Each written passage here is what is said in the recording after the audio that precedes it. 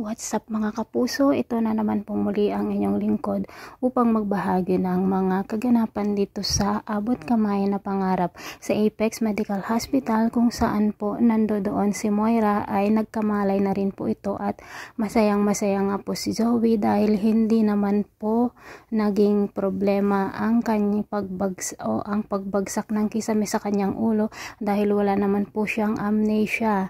At habang kinakausap ni Dr. Ray, sinabi niya dito kay Moira na buti na lang mayroong naglakas ng loob na gumawa ng first aid sa kanya para sa ganun nga po ay matanggal ang dugo na mamumuo sa kanyang utak na sanhi sana ito ng kanyang pagkamatay. At tinanong nga niya kung sino ang taong iyon, at dito na nga po sasabihin ni Zoe na si Annalyn ang nagligtas sa kanyang buhay. Dahil na rin po sa kahihiyan nitong si Moira ay kakausapin niya si Annalyn at hihingi siya ng tawad dahil maiisip niya na sa kabila ng mga kasamaang ginawa niya dito kay Annalyn ay iniligtas pa rin siya nito. Samantala, sa nakaraan nga po, habang nag-uusap sina Annalyn at Zoe, nagpasalamat si Annalyn dahil nga po pinapayagan na niya itong mag-alaga o bisitahin ang kanilang tatay na si Doc RJ. At sinabi pa ni Annalyn na masarap sa pakiramdam ang mayroong tatay na nagmamahal at mayroon ding ate o mayroong kapatid na kagaya ni Zoe. Samantala, sinabi naman ni Zoe na sana paggising ng kanyang mami ay mayroong pagbabagong mangyari sa kanyang pag-uugali, at dito na nga po magiging mabuti ang pakikitungo ni Moira dito kay Annalyn, at tuwang-tuwa naman po ang ating bida.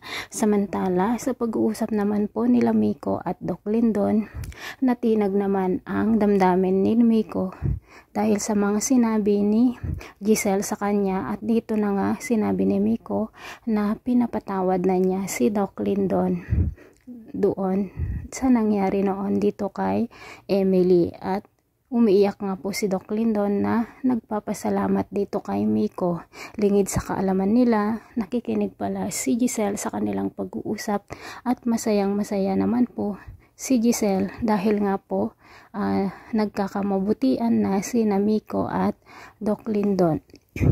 Samantala, sa kwarto naman po ni Doc RJ, kung saan nagpapagaling po sa It's Rich Medical Hospital, sa pag-uusap nga po nila ni Lynette, at nang makita nga po ni Doc Carlos na magkasigsen sila, nagpaliwanag naman po si Lynette na assign lamang iyon ng pagkakaibigan nila.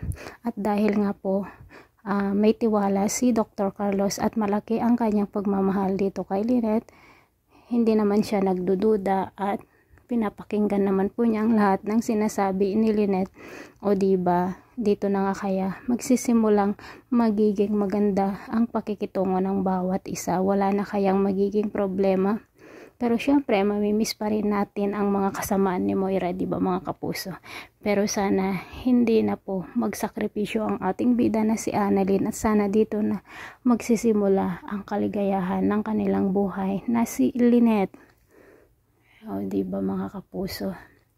So shoutout po sa lahat, at maraming salamat po sa mga walang sawang sumusuporta at nanonood sa aking mga reaction video.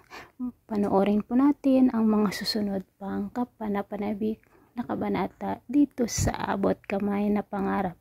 Shoutout po sa lahat. Thanks for watching. God bless us all. See you on my next video. Babu.